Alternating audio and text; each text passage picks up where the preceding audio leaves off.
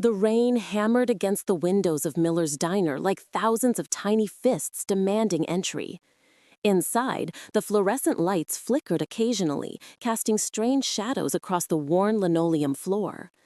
It was nearly midnight, and the diner was almost empty, except for a lone figure sitting in the corner booth, his massive frame barely fitting into the cramped space. Marcus Blackwood was not an ordinary man, though to any casual observer, he might have appeared to be just another trucker stopping for a late-night meal. But beneath his weathered leather jacket and behind those intense amber eyes lay a secret that would terrify most humans. He was an alpha werewolf, leader of the Shadow Pine Pack, one of the most powerful supernatural groups in the Northern Territories. Tonight, Marcus was exhausted. He had just returned from a brutal territorial dispute with a rival pack, and while his side had emerged victorious, the conflict had left him drained both physically and emotionally. Leadership was a burden that grew heavier with each passing year, and moments of peace were becoming increasingly rare. The bell above the diner door chimed softly, breaking his contemplation. A young woman entered, struggling to push a wheelchair through the narrow doorway while simultaneously trying to shake the rain from her worn jacket. Marcus's enhanced senses immediately picked up on her scent, a mixture of vanilla, coffee, and something else, something uniquely human and achingly innocent. She was petite, probably in her mid-20s, with chestnut hair pulled back into a messy ponytail. Dark circles under her hazel eyes spoke of too many sleepless nights and too much worry for someone so young.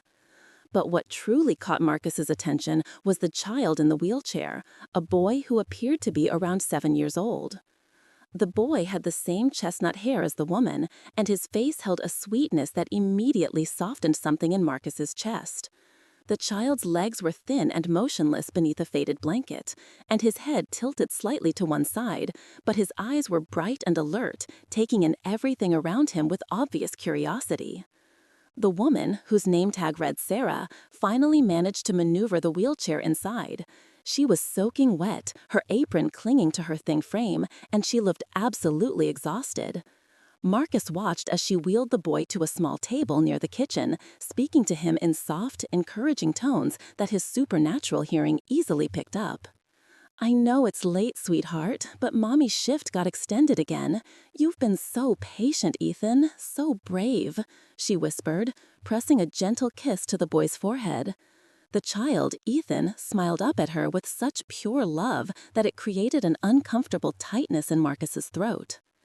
Sarah disappeared into the back, presumably to change into dry clothes and begin her shift. An older waitress, a woman in her 60s with kind eyes and a tired smile, came out instead and began checking on the few remaining customers. She stopped by Ethan's table, placing a coloring book and crayons in front of him with practiced ease. Marcus found himself unable to look away from the scene. In his world of supernatural politics, violence, and constant territorial struggles, such simple displays of human tenderness were foreign to him. His life had been consumed by duty, by the responsibility of protecting his pack, by the endless cycle of dominance and submission that governed werewolf society.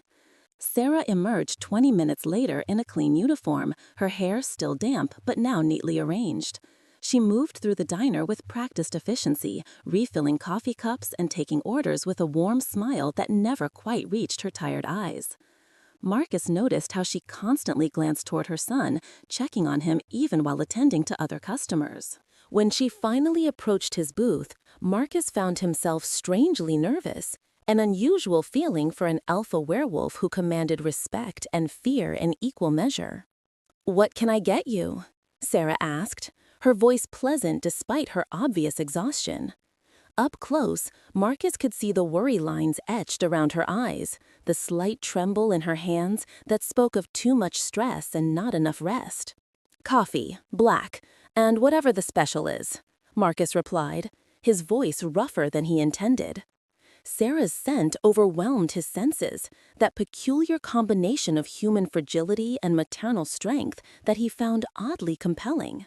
She nodded and turned to leave, but a sudden crash from the kitchen made her jump. The older waitress had dropped a tray, and the sound of breaking dishes echoed through the diner. Ethan let out a frightened cry, his small hands clutching the arms of his wheelchair. Without hesitation, Sarah rushed to her son, abandoning Marcus's order. She knelt beside the wheelchair, her hands gently cupping Ethan's face as she spoke soothingly to him. Marcus watched as she calmed the boy, her entire world narrowing to just her child and his needs. Everything else, including her job and the other customers, ceased to matter in that moment. The older waitress appeared, apologizing profusely. "Sarah, honey, I'm so sorry. I didn't mean to scare him. Why don't you take your break? I'll cover your tables." Sarah shook her head firmly. "I can't, Dorothy. I need the hours. Ethan's therapy appointments are getting more expensive, and the insurance doesn't cover half of what he needs." Dorothy's expression softened with sympathy. "That boy needs his mother well rested too, dear." "I'll rest when the bills are paid," Sarah replied with a weak smile that broke Marcus's heart in ways he didn't understand. As Sarah returned to work, Marcus found himself doing something completely out of character. He began to listen, truly listen, using his enhanced werewolf hearing to piece together Sarah's story from her quiet conversations with Dorothy during lulls in service. Ethan had been born with cerebral palsy, a condition that affected his movement and muscle coordination. Sarah's husband had left them 2 years ago, unable to handle the stress and financial burden of raising a child with special needs. Since then, Sarah had been working multiple jobs, struggling to provide for Ethan while also ensuring he received the therapy and medical care he required. She worked the night shift at the diner because it paid slightly more, and during the days she cleaned houses. Ethan went to a special school during the day, but on nights when Sarah had to work late, she had no choice but to bring him with her. Daycare for a child with special needs was prohibitively expensive, and family help was non-existent. Marcus felt an unfamiliar emotion stirring within him, anger on behalf of someone else. How could a father abandon his own child? How could a society claim to be civilized while leaving people like Sarah to struggle alone? In his pack, such behavior would be unthinkable. Werewolves took care of their own, especially the vulnerable. The night wore on, and Marcus remained in his booth long after he had finished his meal. He watched Sarah move through the diner, her exhaustion becoming more apparent with each passing hour. She stumbled once, catching herself on a table, and Marcus had to physically restrain himself from rushing to her aid. Around 2 in the morning, the diner was finally empty except for Marcus. Sarah was wiping down tables, her movements slow and mechanical. Ethan had fallen asleep in his wheelchair, his small head tilted at an uncomfortable angle. Marcus made a decision that would change everything. He stood, his imposing figure casting a long shadow across the diner. She looked up, surprise and a hint of wariness in her eyes.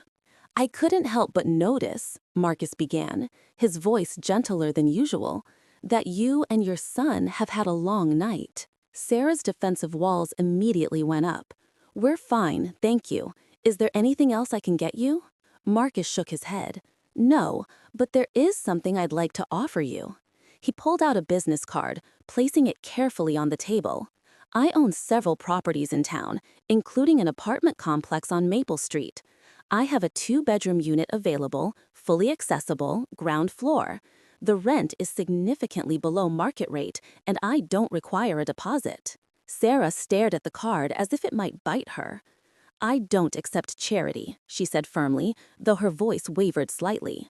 "It's not charity," Marcus replied. "It's business.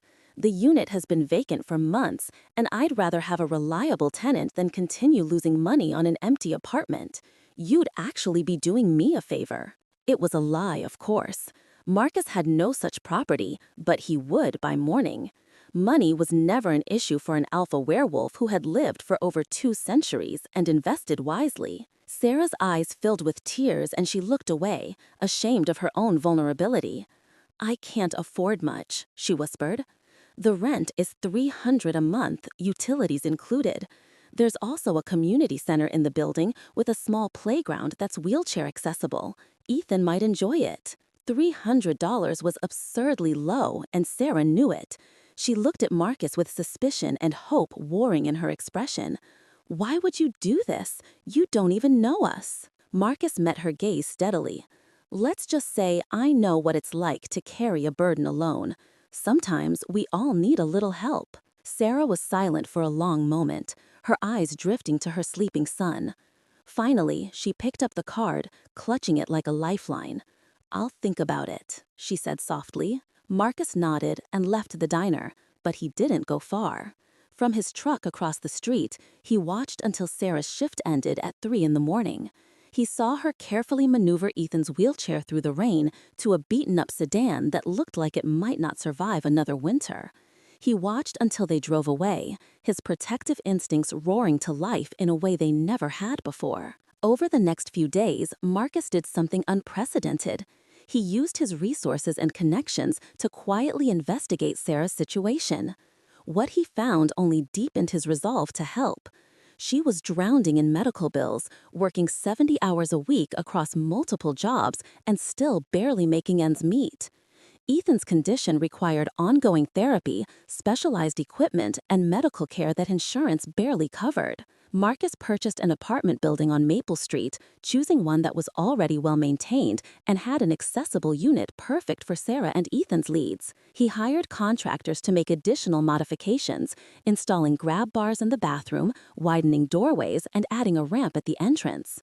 He did all of this anonymously through holding companies and intermediaries. 5 days after their first meeting, Sarah called the number on the card.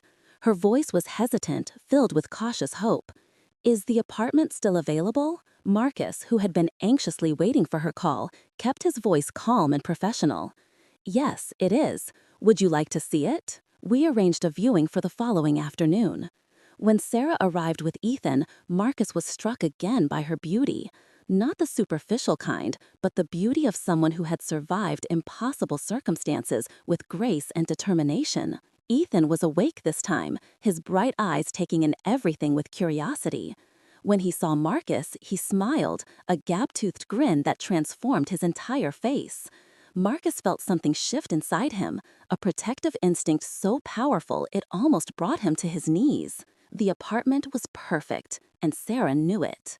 She walked through the rooms with tears streaming down her face, seeing for the first time in years a place where she and Ethan could live with dignity and comfort. The wheelchair moved easily through the wide doorways. The bathroom had been specifically designed for accessibility. There was even a small balcony overlooking a garden where Ethan could sit and enjoy the outdoors. "I'll take it," Sarah said, her voice breaking with emotion. "When can we move in?" "Immediately," Marcus replied. "I'll have the lease prepared today." As Sarah filled out the paperwork, Ethan wheeled himself closer to Marcus. The boy looked up at him with intelligent eyes and said in a voice that was slightly slurred but full of warmth, "Thank you for helping my mommy. She cries sometimes when she thinks I'm sleeping. Maybe now she won't cry so much." Marcus knelt down to Ethan's eye level, something he rarely did for anyone. "Your mother is a very strong woman, and you're a very brave boy. I'm honored to help." Ethan reached out his small hand and Marcus took it gently. The boy's grip was weak, but his spirit was indomitable. In that moment, Marcus made a silent vow. He would protect this child and his mother, not because of duty or pack obligation, but because they had, somehow, impossibly, touched his ancient heart. Sarah and Ethan moved in the following weekend.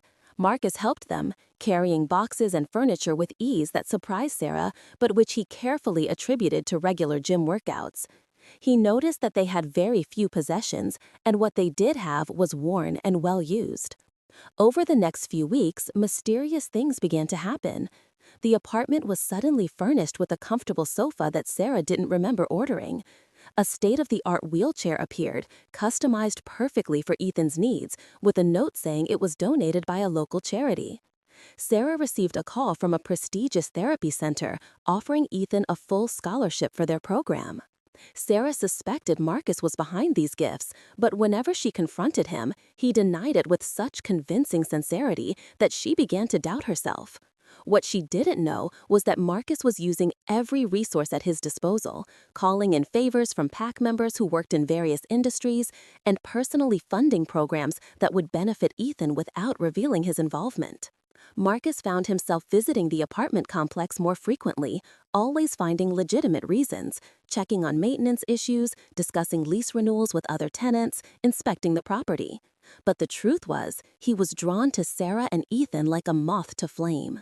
He began to time his visits to coincide with Ethan's therapy sessions, which took place in the community center. He would watch through the window as the little boy worked with his therapists, struggling to move his legs, to strengthen his muscles, to do things that came naturally to most children but required Herculean effort from him. Ethan never complained, never gave up. His determination reminded Marcus of the fiercest warriors in his pack. One afternoon, Marcus was in the community center's garden when Ethan wheeled himself outside. Sarah was at work, and a caregiver was supposed to be watching him, but she had momentarily stepped inside to take a phone call. "Hi, Mr. Marcus," Ethan said cheerfully. The boy had taken to calling him that, unable to manage the surname Blackwood with his speech impediment. "Hello, Ethan. Beautiful day, isn't it?" Marcus replied, his gruff voice softening automatically in the child's presence. "It is," Ethan agreed. He wheeled closer, looking up at the tall man with open curiosity. "Can I ask you something?" "Of course." "Are you a superhero?" Marcus was taken aback. "What makes you think that?" "You help people, but you try to hide it. That's what superheroes do. And you're really strong." "I saw you carry a whole couch by yourself." Marcus chuckled, a rare sound that rumbled deep in his chest. "I'm not a superhero, Ethan. I'm just someone who believes in helping when I can." "That sounds like a superhero to me," Ethan insisted. Then his expression grew more serious. "My mommy likes you. She smiles more now. Real smiles, not the sad ones she used to do." Marcus felt his heart constrict. "I'm glad she's happy." "Me too," Ethan said. "We didn't have a home before. Not really. We had a place to sleep, but it wasn't home. This is home. You gave us a home." Before Marcus could respond, the caregiver returned, apologizing profusely for leaving Ethan alone. Marcus assured her it was fine, but his mind was reeling from the boy's words. He had never thought about what he was doing in those terms. He was simply acting on instinct, on a protective urge he didn't fully understand. But to Ethan and Sarah, his actions had meant everything. That evening, Sarah knocked on Marcus's office door in the apartment building. He had converted one of the ground floor units into a workspace, claiming he needed it to manage the property, but really using it as an excuse to stay close. "Come in," he called, and Sarah entered, looking nervous but determined. "I need to talk to you," she said, closing the door behind her. "I know what you've been doing." Marcus's expression remained neutral. "I don't know what you mean." "The furniture, the wheelchair, the therapy scholarship, all of it. It's you, Marcus. I know it's you." Her voice wavered between gratitude and anger. "Why? Why are you doing all of this for us?" Marcus stood, towering over her, but his expression was gentle. "Because you needed help, and I was in a position to provide it." "But why us?" Sarah pressed, tears beginning to fall. "We're nobody. We're just a struggling single mother and her disabled son. Why would someone like you care?" "Someone like me?" Marcus asked quietly. "Rich, powerful, successful. You could help anyone. Why choose us?" Marcus was silent for a long moment, struggling with the truth. Finally, he spoke, his voice raw with emotion he rarely allowed himself to feel. "Because when I look at Ethan, I see pure courage. I see a child who faces every day with joy despite circumstances that would break most adults. And when I look at you, I see strength and love and sacrifice. You work yourself to exhaustion. You go without so your son can have what he needs, and you do it all without complaint. You are extraordinary, Sarah. Both of you are. And in a world that can be cold and cruel, you reminded me that there's still goodness worth protecting." Sarah stared at him, tears flowing freely now. "I don't know what to say." "You don't have to say anything," Marcus replied. "Just let me help. Let me be part of your lives, even if just as a friend and landlord. That's all I ask." Sarah took a step closer, then another, until she was standing directly in front of him.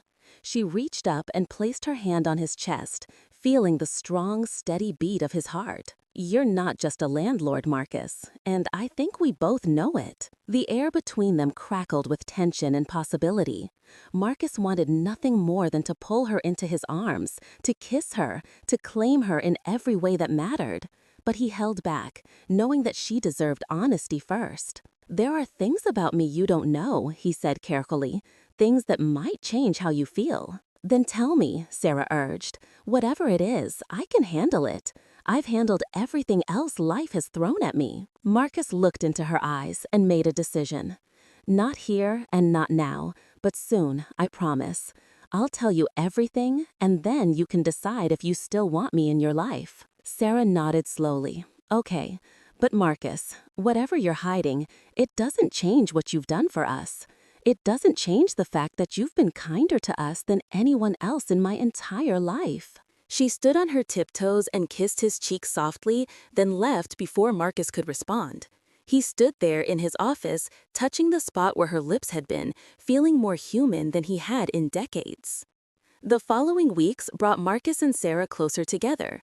They fell into an easy rhythm, with Marcus often joining them for dinner, helping Ethan with his homework, and listening to Sarah talk about her day.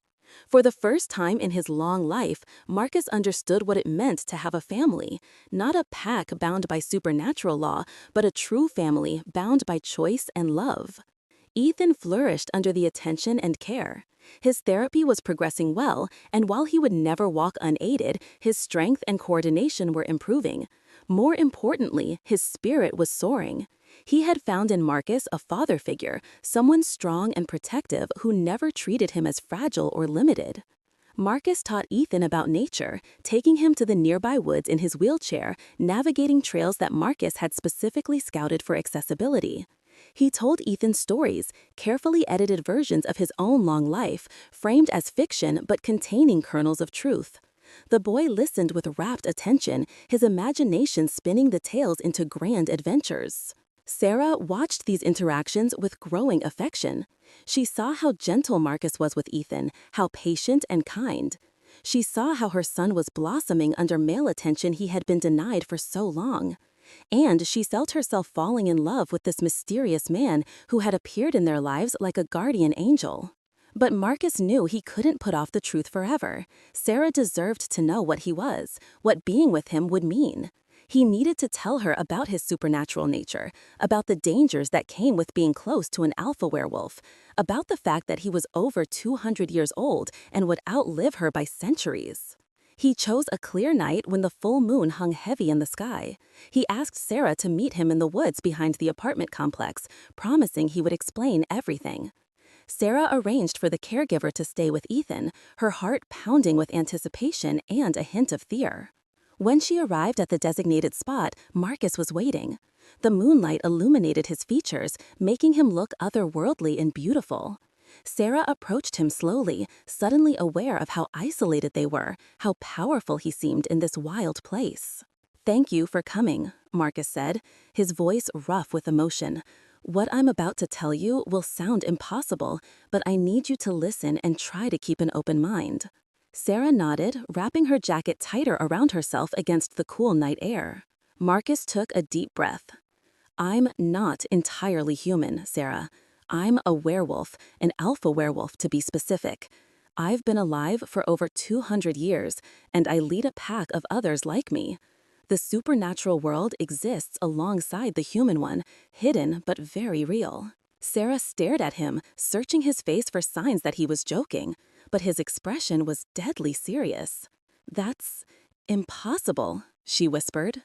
"I know it sounds that way, but I can prove it to you if you'll let me." Marcus gestured to the clearing around them. "The full moon doesn't force me to transform, not as an alpha, but it does make the change easier. I can show you, if you're not afraid." Every logical part of Sarah's brain screamed at her to run, to get away from this madman. But her heart, the part of her that had come to trust Marcus implicitly, told her to stay. "Show me," she said, her voice barely audible. Marcus stepped back, and then his body began to change. Sarah watched in awe and terror as his form shifted, bones restructuring, muscles expanding, fur erupting across his skin.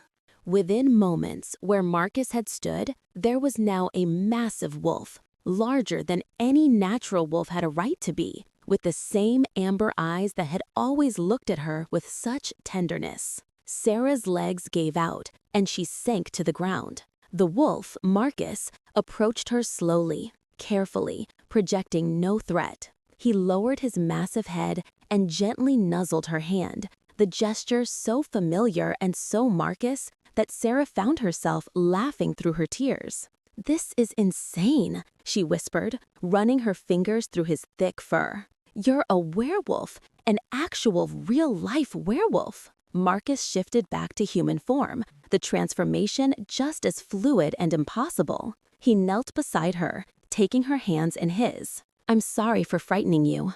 I needed you to know the truth.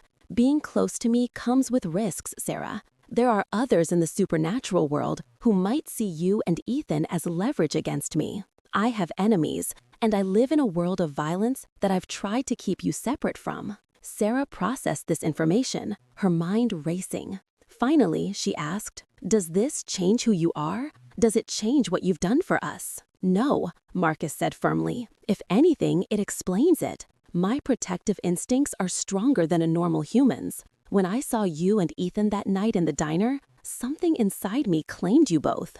In werewolf terms, you became mine to protect, mine to care for. I couldn't have walked away even if I'd wanted to." Sarah was quiet for a long time. Then she surprised Marcus by moving closer, placing her head on his shoulder. "I should be terrified right now, and maybe part of me is.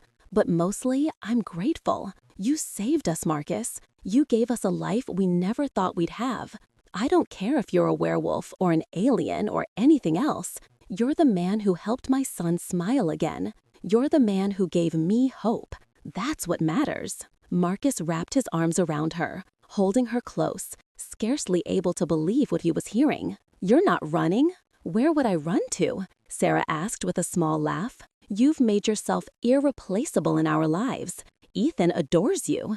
And she pulled back to look at him. "I've fallen in love with you, Marcus Blackwood. Is that stupid of me?" "No," Marcus said, his voice thick with emotion. "But loving me means accepting a complicated life.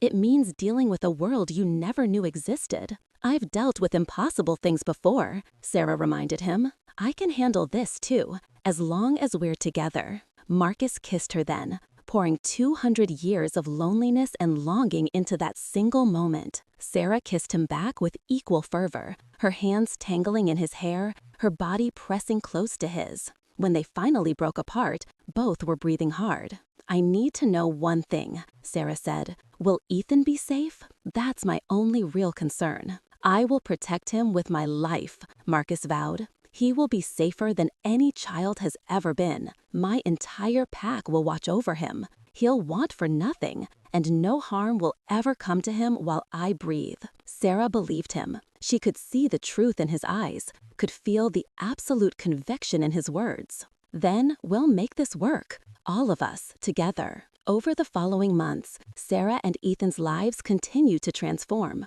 Marcus officially courted Sarah, taking her on dates that ranged from simple dinners to elaborate adventures. He introduced her to select members of his pack, supernatural beings who quickly came to care for both Sarah and Ethan. Ethan was delighted when Marcus finally told him the truth, though they framed it as a special secret that only family could know. The boy's imagination had already conjured up stories of Marcus being a superhero, so learning he was a werewolf seemed like a natural extension. Marcus taught Ethan about the supernatural world, always emphasizing the importance of keeping the secret while also making him feel special and included.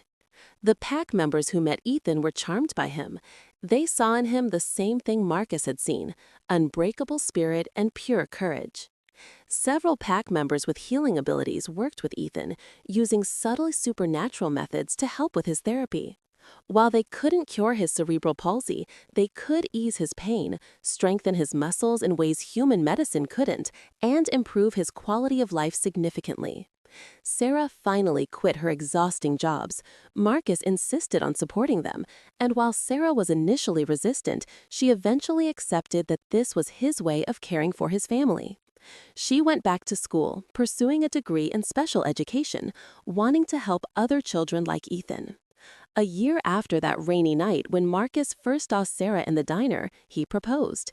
It was a simple proposal, just the three of them in the apartment that had become their home. Marcus knelt down in front of Sarah and Ethan both. "Sarah, from the moment I saw you pushing Ethan's wheelchair through the rain, I knew my life would never be the same. You've given me something I never thought I'd have, a family, a purpose beyond duty and obligation. And Ethan," he turned to the boy, "you've taught me that true strength has nothing to do with physical power. It's about heart, courage, and never giving up. I love you both more than I have words to express. Will you marry me? Will you officially become my family?" Sarah was crying as she said yes. Ethan threw his arms around Marcus's neck, laughing with pure joy. They became a family, not just in spirit, but in law and in the eyes of both the human and supernatural communities.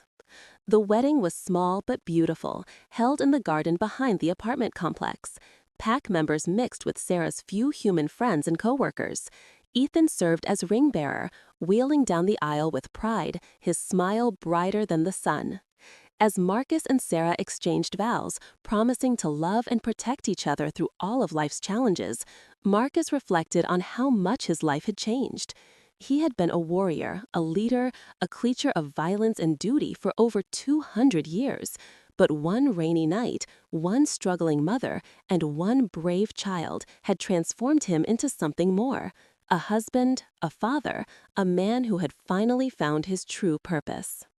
Ethan's condition continued to improve with the combination of human medicine and supernatural assistance. While he would always need his wheelchair for long distances, he gained enough strength and coordination to walk short distances with braces and assistance.